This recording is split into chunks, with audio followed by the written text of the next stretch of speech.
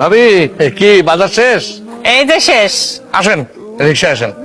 না আপনি যান, আমি আলাদা রিক্সা নিয়ে যাব। এক জায়গায় থাকি আপনারা আলাদা রিক্সা নেবেন কেন? আসেন আসেন উঠে বসেন। বাজারে তো যে আগুন, ঢোকাই যায় না।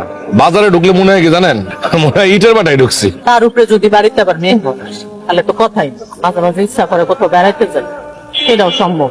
কোথায় যেতে ইচ্ছা করে ভাবি? যে ফেসবুকে দেখি বেটিগুলা শাড়ি উড়ে উড়ে ছবি তুলে হাওড়ে যায়, ওরকম ছবি তুলতে ইচ্ছা করে, যাইতে ইচ্ছা করে। ইচ্ছা তো অনেক কিছুই করে, কিন্তু লাভ কি? কোনটাই হয় না ঠিক মতন। মন খুলে যে আপনার সাথে একটু কথা কমু, এইটারই তো সুযোগ পাই না। আপনার সাথে কথা বলতে খুবই ভালো লাগে ভাবি।